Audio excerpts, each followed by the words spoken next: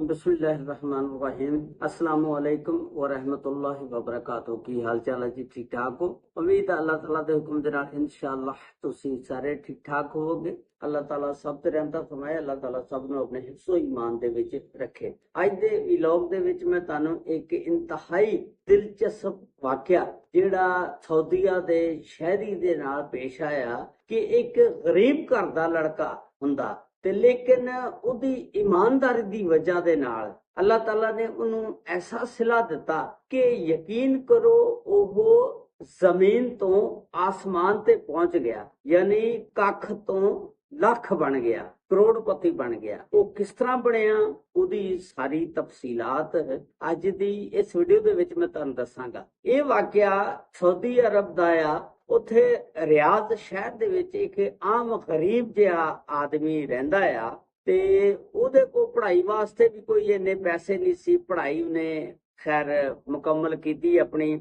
ਉਸ ਤੋਂ ਬਾਅਦ ਉਹਦੀ ਖਾਹਿਸ਼ ਸੀ ਕਿ ਮੈਂ ਆਰਮੀ ਦੇ ਵਿੱਚ ਜਾਵਾਂ, ਲੇਕਿਨ ਅੱਲਾ ਨੂੰ ਜੋ ਮਨਜ਼ੂਰ ਹੋਵੇ। ਬੰਦੇ ਦੀਆਂ ਖਾਹਿਸ਼ਾਂ ਤਾਂ ਬੜੀਆਂ ਹੁੰਦੀਆਂ, ਲੇਕਿਨ ਅੱਲਾ ਦੀ ਰਜ਼ਾ ਦੇ ਨਾਲ ਬੰਦੇ ਨੂੰ ਚੱਲਣਾ ਪੈਂਦਾ। ਫਿਰ ਉਹਨੇ ਸੋਚਿਆ ਕਿ ਯਾਰ ਆਪਣੀ ਜ਼ਿੰਦਗੀ ਗੁਜ਼ਾਰਨ ਵਾਸਤੇ ਮੈਨੂੰ ਕੁਝ ਕੰਮ ਕਰਨਾ ਚਾਹੀਦਾ, ਕਿਉਂਕਿ ਜ਼ਿੰਦਗੀ ਦੇ ਵਿੱਚ ਅਗਰ ਕੁਝ ਤੁਸੀਂ ਕਾਮਯਾਬੀਆਂ ਹਾਸਲ ਕਰਨਾ ਚਾਹੁੰਦੇ ਹੋ ਤਾਂ ਫਿਰ ਮਿਹਨਤ ਜ਼ਰੂਰ ਕਰਨੀ ਪੈਗੀ। ਉਸ ਗਰੀਬ ਘਰ ਦੇ ਲੜਕੇ ਨੇ ਇਸ ਤਰ੍ਹਾਂ ਕੀਤਾ ਕਿ ਇੱਕ ਗੱਡੀ ਰੈਂਟ ਤੇ ਲੈ ਲਈ, ਕਾਰ, ਤੇ ਉਹ ਰੈਂਟ ਤੇ ਲੈ ਕੇ ਤੇ ਉਸ ਗੱਡੀ ਨੂੰ ਰਿਆਜ਼ ਤੋਂ ਤਾਇਫ ਦੇ ਦਰਮਿਆਨ ਚਲਾਉਂਦਾ ਸੀ। ਰਿਆਜ਼ ਤੋਂ ਤਾਇਫ ਦਾ ਤਕਰੀਬਨ 800-900 ਕਿਲੋਮੀਟਰ ਦਾ ਫਾਸਲਾ ਆ। ਤਕਰੀਬਨ 8-9 ਘੰਟੇ ਤਕਰੀਬਨ ਜਾਣ ਨੂੰ ਲੱਗ ਜਾਂਦੇ ਸੀ। ਉਹ ਇੱਕ ਦਿਨ ਬੰਦਾ ਆਪਣੀ ਗੱਡੀ ਜਿਹੜੀ ਆ ਲੈ ਕੇ ਰਿਆਜ਼ ਤੇ ਖੜਾ ਜਾਣ ਵਾਸਤੇ, ਤਾਂ ਕਿ ਸਵਾਰੀਆਂ ਦਾ ਇੰਤਜ਼ਾਰ ਕਰ ਰਿਹਾ ਤਾਇਫ ਨੂੰ, ਤਾਂ ਕਿ ਕੋਈ ਸਵਾਰੀ ਮਿਲੇ ਮੈਂ ਲੈ ਕੇ ਨਿਕਲ ਜਾ। ਅਗਰ ਕੋਈ ਕੱਲੀ ਸਵਾਰੀ ਕਿਰਾਇਆ ਸਾਰੀ ਗੱਡੀ ਦਾ ਭਰ ਦਿੰਦੀ ਸੀ, ਉਹ ਕੱਲੇ ਨੂੰ ਲੈ ਕੇ ਟੁਰ ਪੈਂਦਾ ਸੀ। ਅਗਰ ਕੋਈ 2-4 ਸਵਾਰੀਆਂ ਹੁੰਦੀਆਂ ਸੀ, ਇੱਕ ਨਹੀਂ ਸੀ ਕੱਲੀ ਸਵਾਰੀ ਪੈਸੇ ਭਰਦੀ, ਤੇ ਫਿਰ ਉਹ 2-3 ਜਾਂ 4 ਜਿੰਨੀਆਂ ਵੀ ਸਵਾਰੀਆਂ ਹੁੰਦੀਆਂ ਲੈ ਕੇ ਤਾਇਫ ਨੂੰ ਚੱਲ ਜਾਣਾ। ਤਾਇਫ ਦੇ ਵਿੱਚ ਇਹਦਾ ਨਾਂ ਇੱਕ ਕਜ਼ਨ ਰਹਿੰਦਾ ਹੁੰਦਾ ਸੀ। ਉਸ ਕਜ਼ਨ ਦੇ ਕੋਲ ਜਾ ਕੇ ਤੇ ਇਹ ਰਾਤ ਰਹਿੰਦਾ ਹੁੰਦਾ ਸੀ, ਤਾਂ ਕਿ ਉਧਰੋਂ ਫਿਰ ਜਦੋਂ ਆਣਾ ਵਾਪਸੀ ਤੇ ਫਿਰ ਸਵਾਰੀਆਂ ਰਿਆਜ਼ ਨੂੰ ਲੈ ਕੇ ਆ ਜਾਂਦਾ ਸੀ। ਇੱਕ ਦਿਨ ਇਹ ਖੜਾ ਇੱਕ ਆਦਮੀ ਆਇਆ, ਬਜ਼ੁਰਗ ਆਦਮੀ, ਉਹਦੇ ਹੱਥ ਦੇ ਵਿੱਚ ਤਸਬੀਹ। ਉਹ ਬੰਦਾ ਕਹਿੰਦਾ ਕਿ ਮੈਂ ਤਾਇਫ ਜਾਣਾ, ਮੈਨੂੰ ਲੈ ਚੱਲ। ਤੇ ਇਹਨੇ ਉਹਦੇ ਨਾਲ ਕਿਰਾਇਆ ਮੁਕਾਇਆ, ਜੋ ਵੀ ਕੀਤਾ।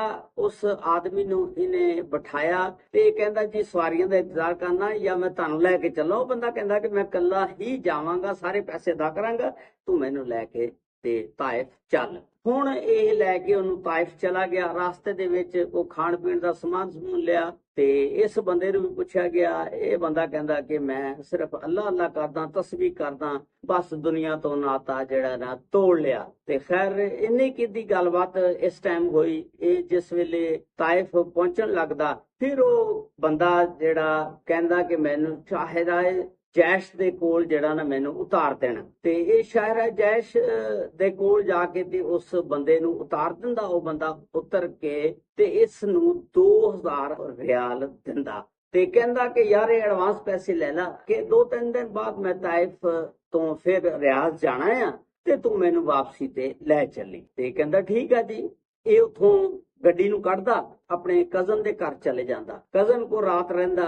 ਫਿਰ ਇਹਨੂੰ ਬਾਅਦ ਦੇ ਵਿੱਚ ਜ਼ਿਹਨ ਚ ਆਂਦਾ, ਖਿਆਲ ਆਂਦਾ ਕਿ ਯਾਰ ਉਸ ਬੰਦੇ ਦਾ ਨਾ ਮੈਂ ਐਡਰੈਸ ਲਿਆ, ਨਾ ਉਹਦਾ ਫੋਨ ਨੰਬਰ ਲਿਆ, ਤੇ ਨਾ ਉਹਦੇ ਨਾਲ ਕੋਈ ਗੱਲਬਾਤ ਪੱਕੀ ਕੀਤੀ ਕਿ ਕਿਸ ਟਾਈਮ ਤੁਸੀਂ ਆਓਗੇ, ਕਿੱਥੇ ਆਓਗੇ, ਮੈਂ ਤੁਹਾਨੂੰ ਕਿੱਥੋਂ ਪਿਕ ਕਰਨਾ। ਬੜਾ ਪਰੇਸ਼ਾਨ ਹੋ ਗਿਆ।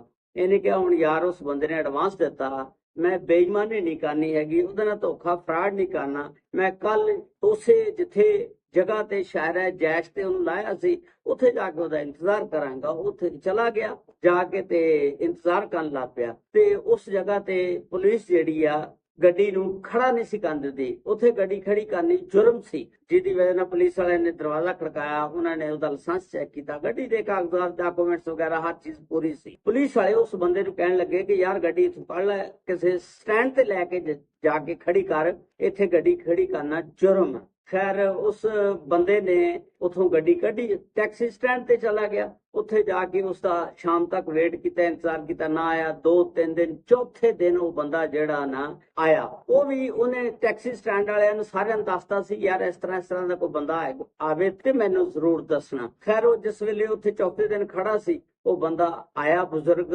ਸ਼ਹਿਰੀ ਜਿਹੜਾ ਸੀ ਸਾਊਦੀ ਅਰਬ ਦਾ। ਉਹਨੇ ਆ ਕੇ ਵੇਖਿਆ ਜਿਸ ਵੇਲੇ ਕਿ ਉਹ ਗੱਡੀ ਵਾਲਾ ਉੱਥੇ ਹੀ ਖੜਾ ਟੈਕਸੀ ਸਟੈਂਡ ਤੇ। ਟੈਕਸੀ ਵਾਲੇ ਲੜਕੇ ਨੇ ਵੀ ਉਹਨੂੰ ਪਹਿਚਾਣ ਲਿਆ ਤੇ ਉਹਨੂੰ ਪਹਿਚਾਣ ਕੇ ਉਹਨੂੰ ਕਿਹਾ ਕਿ ਤੁਸੀਂ ਮੈਨੂੰ ਕਹਿ ਕੇ ਚਲੇ ਗਏ ਸੀ 2000 ਰੁਪਇਆ ਦੇ ਕੇ, ਲੇਕਿਨ ਮੈਨੂੰ ਨਾ ਟਾਈਮ ਦੱਸਿਆ, ਨਾ ਜਗ੍ਹਾ ਦੱਸੀ, ਨਾ ਫੋਨ ਨੰਬਰ ਦੱਸਿਆ। ਤੇ ਖੈਰ ਉਹਨੇ ਬਜ਼ੁਰਗ ਨੂੰ ਲਿਆ, ਔਰ ਬਜ਼ੁਰਗ ਜਿਹੜਾ ਸੀ ਬੜਾ ਖੁਸ਼ ਹੋਇਆ ਉਹਦੀ ਇਮਾਨਦਾਰੀ ਤੋਂ। ਉਹਨੇ ਕਿਹਾ ਕਿ ਯਾਰ ਇਸ ਬੰਦੇ ਨੇ 2000 ਰੁਪਇਆ ਮੇਰੇ ਕੋਲੋਂ ਲਿਆ ਔਰ 4 ਦਿਨ ਮੇਰਾ ਵੇਟ ਕੀਤਾ, ਇੰਤਜ਼ਾਰ ਕੀਤਾ, ਤਾਂ ਕਿ ਉਹ ਵੀ ਖੜਾ ਰਿਹਾ, ਤਾਂ ਕਿ ਉਹਨੇ ਕਿਹਾ ਆਏਗਾ ਹੀ ਨਾ ਜਾਣੇ ਵਾਸਤੇ, ਟੈਕਸੀ ਸਟੈਂਡ ਤੇ ਇੱਥੇ ਕਿਤੇ ਆਏਗਾ ਨਾ, ਫਿਰ ਮੈਂ ਉਹਨੂੰ ਲੈ ਜਾਵਾਂਗਾ। ਉਹਨੇ ਖੈਰ ਉਸ ਬਾਬੇ ਨੂੰ ਬਹਾ ਕੇ ਤੇ ਰਿਆਜ਼ ਵਾਸਤੇ ਨਿਕਲ ਪੈਂਦੇ ਨੇ। ਹੁਣ ਰਸਤੇ ਦੇ ਵਿੱਚ ਉਹ ਗੱਲਾਂ ਕਰਦੇ ਨੇ। ਉਹਨੇ ਪੁੱਛਿਆ ਉਸ ਬਜ਼ੁਰਗ ਸ਼ਹਿਰੀ ਨੂੰ, ਬਾਬੇ ਨੂੰ, ਕਿ ਤੁਸੀਂ ਤਾਇਫ ਕਿਸ ਤਰ੍ਹਾਂ ਆਏ ਸੀ, ਖੈਰੀਅਤ ਸੀ?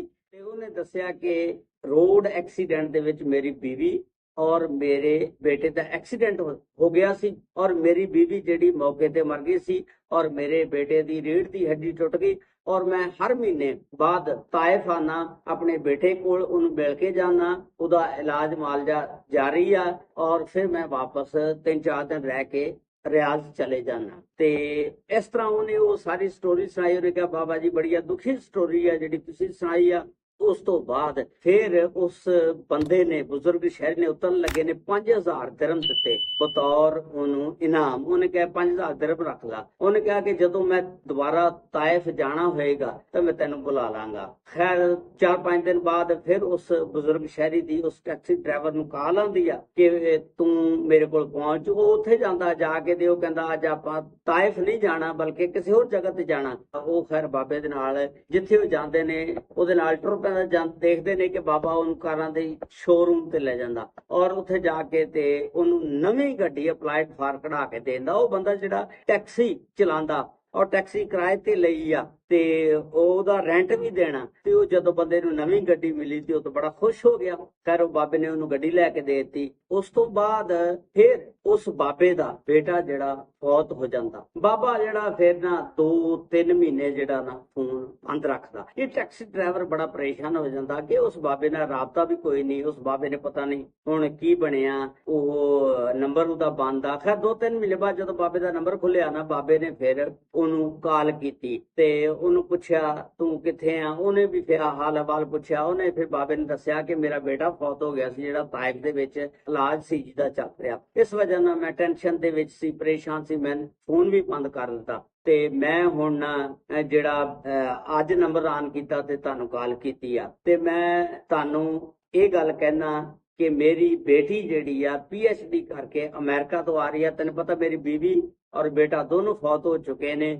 ਬੇਟਾ ਜਿਹੜਾ ਰੀੜ੍ਹ ਦੀ ਹੱਡੀ ਦਾ ਇਲਾਜ ਜਾਰੀ ਸੀ ਉਹ ਵੀ ਫੌਤ ਹੋ ਗਿਆ, ਬੀਵੀ ਵੀ ਫੌਤ ਹੋ ਗਈ ਸੀ ਤੇ ਹੁਣ ਉਹ ਕੱਲਾ ਰਹਿੰਦਾ ਸੀ। ਕਹਿੰਦਾ ਇੱਕ ਮੇਰੀ ਬੇਟੀ ਆ ਜਿਹੜੀ ਅਮਰੀਕਾ ਚੋਂ PhD ਕਰਕੇ ਆ ਰਹੀ ਹੈ, ਮੈਂ ਉਹਦਾ ਫੰਕਸ਼ਨ ਰੱਖ ਰਿਹਾ, ਤੂੰ ਉਸ ਫੰਕਸ਼ਨ ਦੇ ਵਿੱਚ ਜ਼ਰੂਰ ਆਣਾ। ਤੇ ਬਾਬਾ ਫਿਰ ਦੂਸਰੇ ਦਿਨ ਉਹਨੂੰ ਕਹਿੰਦਾ ਕਿ ਤੂੰ ਮੇਰੇ ਕੋਲ ਆ। ਤੇ ਇਹ ਬਾਬੇ ਕੋਲ ਜਾਂਦਾ। ਬਾਬਾ ਇੱਕ ਬਹੁਤ ਬੜੀ ਫੈਕਟਰੀ ਦਾ ਮਾਲਕ ਹੁੰਦਾ। ਬਾਬਾ ਉਹਨੂੰ ਫੈਕਟਰੀ ਦੇ ਵਿੱਚ ਲੈ ਜਾਂਦਾ, ਕਹਿੰਦਾ ਤੂੰ ਅੱਜ ਤੋਂ ਬਾਅਦ ਇੱਥੇ ਮੁਲਾਜ਼ਮਤ ਕਰਨੀ ਆ। ਬਾਬੇ ਨੇ ਉਹਦੀ 30,000 ਰਿਆਲ ਤਨਖਾਹ ਲਾਤੀ ਤੇ ਉਹ ਬੜਾ ਯਾਨੀ ਲੜਕਾ ਟੈਕਸੀ ਡਰਾਈਵਰ ਖੁਸ਼ ਹੋਇਆ ਔਰ ਪਰੇਸ਼ਾਨ ਹੈਰਾਨ ਵੀ ਹੋਇਆ ਕਿ ਯਾਰ 30,000 ਰਿਆਲ ਮੇਰੀ ਤਨਖਾਹ ਇਹਨੇ ਲਾਤੀ ਤੇ ਮੈਂ ਕਰਨਾ ਕੀ ਆ, ਵਾ ਦੇਖਭਾਲ ਹੀ ਕਰਨੀ ਹੈ। ਖੈਰ ਉੱਥੇ ਫੈਕਟਰੀ ਦੀ ਉਹ ਦੇਖਭਾਲ ਕਰਦਾ ਰਹਿੰਦਾ। ਫਿਰ ਬਾਬੇ ਨੇ ਦੱਸਦਾ ਕਿ ਤੁਹਾਡੀ ਫੈਕਟਰੀ ਦੇ ਵਿੱਚ ਫਲਾਂ ਬੰਦੇ ਬੇਈਮਾਨ ਨੇ, ਹੇਰਾ ਫੇਰੀ ਕਰਦੇ ਨੇ, ਕਰਪਸ਼ਨ ਹੁੰਦੀ ਆ। ਫਿਰ ਬਾਬੇ ਨੇ ਹੌਲੀ ਹੌਲੀ ਉਹ ਫੈਕਟਰੀ ਜਿਹੜੀ ਹੈ ਨਾ ਸਾਰੀ ਉਸ ਟੈਕਸੀ ਡਰਾਈਵਰ ਨੂੰ ਸੰਭਾਲਤੇ। ਉਹਨੇ ਕਿਹਾ ਅੱਜ ਤੋਂ ਬਾਅਦ ਇਹ ਤੂੰ ਹੀ ਦੇਖੇਗਾ ਸਾਰਾ ਕੁਝ। ਉਸ ਤੋਂ ਬਾਅਦ ਦੂਸਰੀ ਸਾਈਡ ਤੇ ਫਿਰ ਉਹਦੀ ਜਿਹੜੀ ਬੇਟੀ ਹੁੰਦੀ ਆ PhD ਕਰਕੇ ਬਾਹਰੋਂ ਆਂਦੀ ਆ, ਉਹਦਾ ਜਿਸ ਵੇਲੇ ਫੰਕਸ਼ਨ ਰੱਖਦਾ ਤੇ ਉਸ ਫੰਕਸ਼ਨ ਦੇ ਵਿੱਚ ਇਹ ਵੀ ਜਾਂਦਾ। ਉੱਥੇ ਇਹ ਇੱਕ ਦੂਜੇ ਨੂੰ ਵੇਖਦੇ ਨੇ। ਫਿਰ ਉਹ ਬਾਬਾ ਜਿਹੜਾ ਆਪਣੀ ਬੇਟੀ ਨੂੰ ਕਹਿੰਦਾ, ਬੇਟੀ ਮੈਂ ਤੇਰਾ ਰਿਸ਼ਤਾ ਇੱਕ ਇਹੋ ਜਿਹੇ ਨੌਜਵਾਨ ਆਦਮੀ ਨਾਲ ਕਰਨਾ ਚਾਹੁੰਦਾ ਜਿਸਦੀ ਇਮਾਨਦਾਰੀ ਨੂੰ ਵੇਖਦਿਆਂ ਹੋਇਆਂ ਮੈਨੂੰ ਬੜਾ ਫਖਰ ਮਹਿਸੂਸ ਹੁੰਦਾ। ਪਿਛਲੇ 3 ਸਾਲ ਤੋਂ ਮੈਂ ਉਹਦੇ ਨਾਲ ਟੱਚ ਆ। ਮੈਂ ਚਾਹੁੰਦਾ ਮੈਂ ਤੇਰੀ ਸ਼ਾਦੀ ਉਸ ਬੰਦੇ ਨਾਲ ਕਰਦਾ। ਤੇ ਉਹ ਜਿਹੜੀ ਬੱਚੀ ਹੁੰਦੀ ਅਮਰੀਕਾ ਤੋਂ PhD ਕਰਕੇ ਆਈ ਸੀ, ਉਹ ਕਹਿਣ ਲੱਗੇ ਅੱਬਾ ਅੱਗੇ ਵੀ ਤੁਸੀਂ ਸਾਰੀ ਉਮਰ ਗਲਤ ਫੈਸਲੇ ਨਹੀਂ ਕੀਤੇ, ਸਹੀ ਫੈਸਲੇ ਕੀਤੇ ਨੇ। ਹੁਣ ਵੀ ਜਿਹੜਾ ਤੁਸੀਂ ਫੈਸਲਾ ਕਰੋਗੇ ਸਹੀ ਕਰੋਗੇ, ਤੇ ਜੋ ਵੀ ਤੁਸੀਂ ਫੈਸਲਾ ਕਰਨਾ ਚਾਹੁੰਦੇ ਹੋ ਮੈਂ ਤੁਹਾਡੇ ਫੈਸਲੇ ਦੇ ਨਾਲ ਹਾਂ, ਤੇ ਤੁਸੀਂ ਜਿਵੇਂ ਕਰਨੀ ਹੈ ਕਰ ਲਓ। ਇਸ ਤਰ੍ਹਾਂ ਉਸ ਬਾਬੇ ਨੇ ਆਪਣੀ ਬੱਚੀ ਦਾ ਰਿਸ਼ਤਾ ਜਿਹੜੀ PhD ਕਰਕੇ ਆਈ, ਡਾਕਟਰ ਬਣ ਗਏ, ਉਸ ਲੜਕੇ ਦੇ ਨਾਲ ਕਰਤਾ, ਔਰ ਸਿਰਫ ਇਸ ਵਾਸਤੇ ਕੀਤਾ ਕਿ ਇਹ ਇਮਾਨਦਾਰ ਬੰਦਾ। ਤੇ ਤੁਸੀਂ ਦੇਖੋ ਅੱਲਾਹ ਤਾਲਾ ਇਮਾਨਦਾਰੀ ਦਾ ਸਿਲਾ ਕਿੰਨਾ ਦਿੱਤਾ। ਅੱਲਾਹ ਤਾਲਾ ਨੇ ਜ਼ਮੀਨ ਤੋਂ ਉਹਨੂੰ ਚੁੱਕ ਕੇ ਅਸਮਾਨ ਤੇ ਪਹੁੰਚਾਤਾ, ਯਾਨੀ ਕਰੋੜਾਪਤੀ ਹੋ ਗਿਆ ਔਰ ਉਸ ਫੈਕਟਰੀ ਦਾ ਮਾਲਕ ਹੋ ਗਿਆ। ਔਰ ਉਸ ਤੋਂ ਬਾਅਦ ਉਹਨਾਂ ਨੂੰ ਅੱਲਾਹ ਤਾਲਾ ਨੇ ਇੱਕ ਬੇਟੀ ਅਨਾਇਤ ਫਰਮਾਈ, ਔਰ ਜਿਸ ਵੇਲੇ ਬੇਟੀ ਹੋਈ ਤੇ ਉਸ ਲੜਕੇ ਨੇ ਉਸ ਬਜ਼ੁਰਗ ਨੂੰ ਕਿਹਾ, ਆਪਣੇ ਸੁਸਰ ਨੂੰ, ਕਿ ਇਹਦਾ ਨਾਮ ਤੁਸੀਂ ਖੁਦ ਰੱਖੋਗੇ। ਉਸ ਫਿਰ ਉਹਦੇ ਸਹੁਰੇ ਨੇ ਆਪਣੀ ਨਿਵਾਸੀ ਦਾ ਨਾਮ ਫਿਰ ਆਪਣੀ ਬੀਵੀ ਦੇ ਨਾਮ ਤੇ ਰੱਖਿਆ। ਤੇ ਇਸ ਤਰ੍ਹਾਂ ਫਿਰ ਉਹ ਥੋੜੀ ਜਿਹੀ ਦੇਰ ਬਾਅਦ ਬਾਬਾ ਵੀ ਫੌਤ ਹੋ ਗਿਆ। ਜਿਸ ਵੇਲੇ ਫੌਤ ਹੋਇਆ ਫਿਰ ਉਹ ਲੜਕਾ ਬੜਾ ਤਹਾਂ ਮਾਰ ਮਾਰ ਕੇ ਰੋਇਆ, ਉਹਨੇ ਬੜਾ ਯਾਦ ਕੀਤਾ। ਇਸ ਤਰ੍ਹਾਂ ਉਸ ਬੰਦੇ ਨੂੰ, ਟੈਕਸੀ ਡਰਾਈਵਰ ਨੂੰ, ਲੜਕੇ ਨੂੰ ਅੱਲਾਹ ਤਾਲਾ ਨੇ ਜ਼ਮੀਨ ਤੋਂ ਚੁੱਕ ਕੇ ਅਸਮਾਨ ਤੇ ਪਹੁੰਚਾਇਆ ਔਰ ਕਰੋੜਪਤੀ ਬਣ ਗਿਆ।